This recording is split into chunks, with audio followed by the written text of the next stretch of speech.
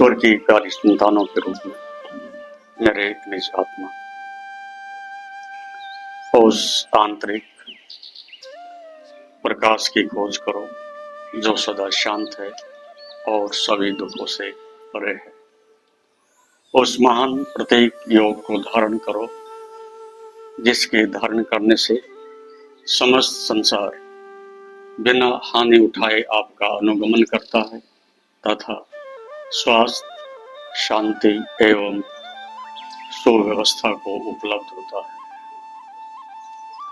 इस अशुद्धि एवं अशांति से भरे हुए संसार में कौन शांति एवं स्वास्थ्य को उपलब्ध होता है? वही जो ध्यान को उपलब्ध होता है। ध्यान के लिए सर्वप्रथम मनुष्य के अंदर एक दृढ़ता का होना, स्थिरता का होना, संकल्प का होना, एकाग्रता का होना, एकजुट होना, समग्र रूपेण उसमें डूब जाना, ये उसकी एक आधारभूत आवश्यकता है। इसलिए जो दृढ़ता से स्थापित है उसे डिगाया नहीं जा सकता। कर्म के दो प्रकार से कर्म किया जा सकता है। एक जो आपको सदैव डिगाए, अस्थिर करे, चंचल करे, दुख और क्लेश में ले जाए, ऐसा कर्म ही तामसिक कर्म कहलाता है। ऐसा कर्म ही नकारात्मक कर्म कहलाता है और ऐसा कर्म ही मनुष्य की इच्छाओं से, कामनाओं से भरा हुआ कर्म कहलाता है। इसलिए दृढ़ता से स्थापित होने का मन का अर्थ है जिसका मन अत्यधिक सकारात्मक है, अत्यधिक सात्विक है, अत्यधिक ऊर्जावान है। ऐसा दृढ़ता से स्थापित मन परम सत्य की खोज कर सकता है। लेकिन जैसी मनुष्य की स्थिति है उसको देखते हुए हम सत्य तक क्यों नहीं पहुंच पाते? हम शांति को अपने हृदय में अनुभव क्यों नहीं कर पाते? हम परम प्रकाश को अपने अंदर हृदय में अनुभव क्यों नहीं कर पाते? क्योंकि मन की दौड़ती हुई धारा सदैव संसार में, रजोगुण में, तमोगुण में, आशाओं में, इच्छाओं में, कामनाओं में आपको कभी अपने निकट नहीं आने देगी। और आश्चर्य की बात यह है कि एक तरफ आप सभी कर्म शांति के लिए करते, लेकिन सभी कर्म आपको अशांति में ले जाते हैं। आप क्या चाहते हो ये महत्वपूर्ण नहीं, आप उस चाहने के लिए करते क्या हो, मार्ग क्या अपनाते हो, ये महत्वपूर्ण है। शांति को चाहना मात्र पर्याप्त नहीं, शांति का मार्ग भी होना चाहिए, उसका कोई उपाय, कोई विधि भी होनी चाहिए। और ऋषियों ने इसी प्रकार की विधियों का अनुसंधान किया है कि मनुष्य का मन शांत हो सकता है, मनुष्य दुखों से मुक्त हो सकता है, मनुष्य अत्यधिक ऊर्जावान होकर के, स्वस्थ होकर के परम सत्य को जान सकता है। लेकिन उसके लिए सबसे पहले मनुष्य को आवश्यकता है एक दृढ़ता की, एक महान स्थिरता की, संकल्प की। ये जो सदैव अपने केंद्र से जुड़ा रहता है उसकी सभी इंद्रियां उसका अनुगमन करती है। जो अपने केंद्र को खो देता है उसकी इंद्रियां ऐसे ही बिखर जाती हैं जैसे कि गाड़ी से निकला हुआ चाक टूट करके बाहर आ जाता है। इस प्रकार से अपने केंद्र से जुड़े रहने का मतलब है कि हम उस आध्यात्मिक शिक्षा को अपने हृदय में संस्कारित किए, उस आध्यात्मिक शिक्षा को हम अपने अनुभव से जी रहे हैं, उस आध्यात्मिक शिक्षा को अपने कर्म में, व्यवहार में, आचरण में बराबर लाते हैं। मनुष्य का सबसे बड़ा पाखंड यही है कि मनुष्य केवल सुनता है, कोई मनन नहीं करता, कोई मनन भी करता है तो आचरण नहीं करता। इसीलिए मनुष्य का मन बराबर अस्थिर रहता है, अशांत रहता है। मान शांति की करते हो, कर्म अशांति का करते हो। कर्म जब मनुष्य का इस प्रकार से विरुद्ध हो जाता है उस समय विषमता पैदा होती है और सभी विषमताएं मनुष्य को अशांति और दुख में ले जाती है। इसलिए समस्त योग इस बात के लिए मनुष्य को सचेत करता है कि एक सामंजस्य, एक संतुलन आपके जीवन में आना चाहिए। आप अभी और यहीं बैठे हो, आपकी अच्छी तरह से अनुभव कर सकते हो। आपके मन की चंचलता, अस्थिरता, आपके रजोगुण की प्रवृत्ति, कर्म की इच्छा और आशा, इतनी तेजी से दौड़ रही है कि आप सुनते हुए भी नहीं सुन पा रहे हो। कानों तक ध्वनि जाती भी है तो वापिस अपने ही उस विषय पर लौट जाती है जिसको आपने धारण किया हुआ है। इसलिए सुनने की बहुत बड़ी कला है। जब आप सुनते नहीं, मात्र सुनना बन जाते हो, सुनते ही नहीं, आपकी आत्मा तक, चेतना तक आवाज पहुंचती है।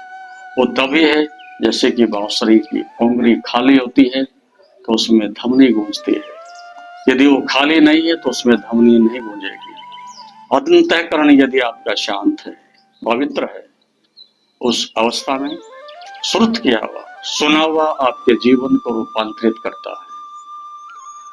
लेकिन अब जब ध्यान की बात करते हैं, साधना की बात करते हैं, तो उसके लिए ये बहुत अधिक महत्वपूर्ण बात जो आपको धारण करनी चाहिए कि आप एक तरफ अशांति को, दुख को, पीड़ा को, सभी प्रकार के कर्मों को इस प्रकार की एक अव्यवस्था देते हो कि जिसमें आप बराबर बहिर्मुख बने रहते हो।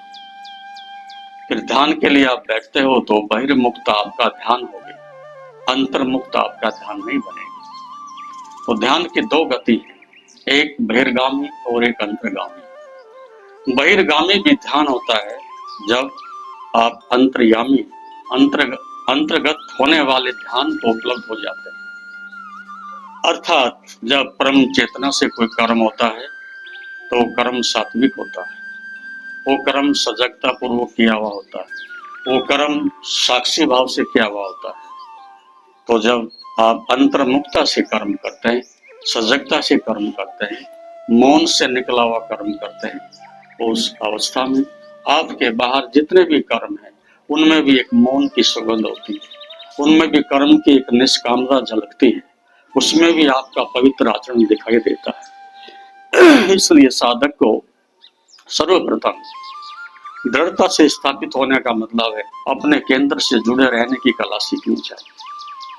और केंद्र से वही जुड़ा रहता है जो तम से दूर रहता है, जो रज को उतनी गति देता है जितनी की आवश्यक होती है और सात्विकता में बराबर ठहरे रहता है, तब एक संतुलन बनता है। लेकिन आप में से अधिकांश आदमी तम और रज की प्रवृत्ति में ही रहते हैं। सतोगुण कभी क्षण भर के लिए आता है और चला जाता है, और शायद उसके कारण ही आपके मन में एक प्यास भी जगती है, काश ये शांति सदा ठहर जाती, ये ध्यान सदा बना रहता, ये समाधि स्थिर होती, ये शांति सदैव मेरा अनुगमन करती है। लेकिन ऐसा संभव तभी होता है जब आप उसको अर्जित करने के लिए लंबे समय तक सत्कार पूर्वक, ध्यान पूर्वक, श्रद्धा पूर्वक प्रयास करते हो। तो इसलिए जो आप ये जज कर रहे थे उसमें यही संकेत है कि यज्ञ जब होता है तो उसमें यजमान की, ब्रह्मा की और जो भी वहां बैठे हुए भक्तगण होते हैं उनकी सबकी दृष्टि बराबर अग्नि के ऊपर रहती है। अग्नि का मतलब है एक ऊर्ध्वगमन हो रहा है।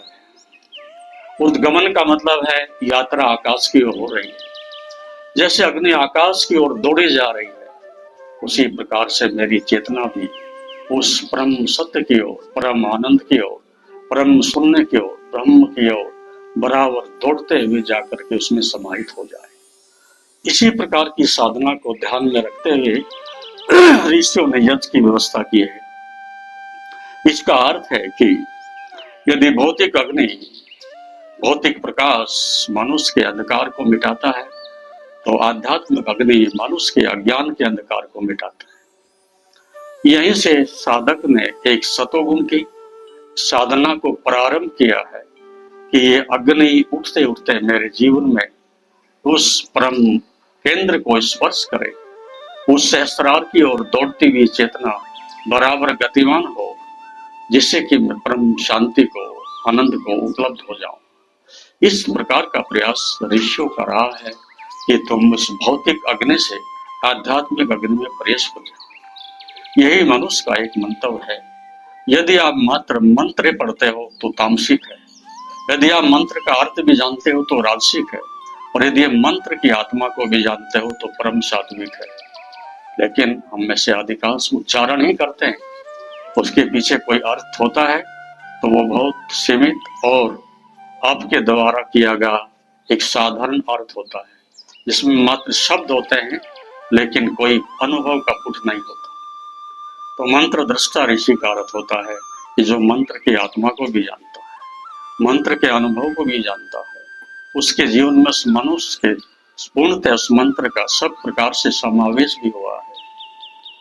तो हम 3 प्रकार से जो कर्म करने की बात करते हैं, एक दूसरे का विनाश हो, अनिष्ट हो, नकारात्मक हो, घृणा से क्रोध से भरा हुआ हो, ऐसे सभी कर्म, ऐसे सभी यज्ञ, ऐसे सभी दान, ऐसी सभी साधनाएं मनुष्य को तामस में ले जाती है। अपने स्वार्थ के लिए, अपने हित के लिए, अपने लाभ के लिए मनुष्य सभी प्रकार से दूसरों से लाभ का भाव रखने के लिए, कुछ मिलना है इस भाव से प्राप्त करने के लिए जो कर्म करता है वो मनुष्य को रजोगुण में ले जाता है।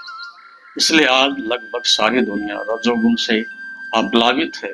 बस एक दौड़ रहा है आदमी अपने कुछ स्वार्थों को पूरा करने के लिए, इच्छाओं को पूरा करने के लिए। इसलिए ऋषि ने कहा कि 3 बातें ध्यान रखने चाहिए। व्यर्थ की आशाएं मत बनाओ, वो रजोगुण से ही होती है, उसी से पाप में प्रवृत्ति होती है। बहुत अधिक चाहिए तो रजोगुण को फिर दौड़ना ही पड़ता है, शक्ति को बाहर गंवाना ही पड़ता है। इसलिए जो व्यक्ति संसार में गतिमान है, संसार को प्राप्त करने में, पद को प्राप्त करने में, धन को प्राप्त करने में लगे हुए हैं, उन लोगों की समस्त शक्ति संसार में बिखर जाती है और अंत में निराशा हाथ में आती है। इसलिए व्यर्थ की आशा का मतलब है कि जो गंतव्य स्थान पर नहीं जाता। व्यर्थ की आशा का मतलब है जो शांति नहीं देता। व्यर्थ की आशा का मतलब है जो सफलता में कभी नहीं बदलता। फिर भी आपके मन में भाव है कि हम सफल हो ही जाएंगे, लेकिन मनुष्य कभी सफल नहीं होता, असफल ही होता है, निराश ही होता है। तो व्यर्थ की आशाएं क्यों लगाई जाए, व्यर्थ के कर्म क्यों किए जाएं जिनसे दुख ही पैदा होता है। और व्यर्थ का ज्ञान जो झूठा ज्ञान है, जो केवल सिद्धांत ज्ञान है, जो केवल दूसरों से आया हुआ ज्ञान है, जो दूसरों की एक विचारधारा है और जो जीवन में कोई प्रकाश और कल्याण करने वाला नहीं है, इस प्रकार के झूठे ज्ञान को क्यों इकट्ठा किया जाए। इसलिए ऋषि कहता है कि व्यक्ति व्यर्थ की आशाएं ना करे, व्यर्थ के कर्म ना संजोए और व्यर्थ का ज्ञान अर्जित ना करे तो निर्भर हो सकता है और केंद्रित हो सकता है, दृढ़ता से स्थापित हो सकता है और ध्यान को उपलब्ध हो सकता है। इस प्रकार से मनुष्य अपने जीवन की यात्रा को सुंदर, श्रेष्ठ और कल्याणकारी बना सकता है। इसलिए जो मनुष्य दृढ़ता से स्थापित है उसे कोई भय नहीं है, उसे कोई आशंका नहीं है, उसे किसी प्रकार का दुख नहीं है और इसी से मनुष्य की अशुद्धता मिटती है, अशांति मिटती है। इस प्रकार से साधक अपने जीवन को निरंतर अहरनिश उस केंद्र की ओर जा सके, उस अंधकार को मिटा सके, उस अशुद्धि से अपने जीवन को परम पवित्र बना सके, प्रयासरत रहता है। और यही जीवन का सौंदर्य है और यही जीवन की परम शिक्षा है और यही जीवन का परम लक्ष्य है कि आप धीरे धीरे रिद्धि से, संसार से, विषय से अपने घर वापस लौट सके, अपने स्वरूप में वापस लौट सके। ये महान यज्ञ है, ये महान स्वाध्याय है, ये महान ऋषि की देशना है। तभी आपके जीवन में ये प्रकाश और सुगंध चारों तरफ से सबका कल्याण करने में सक्षम होती है। हरि ओम तत्सत।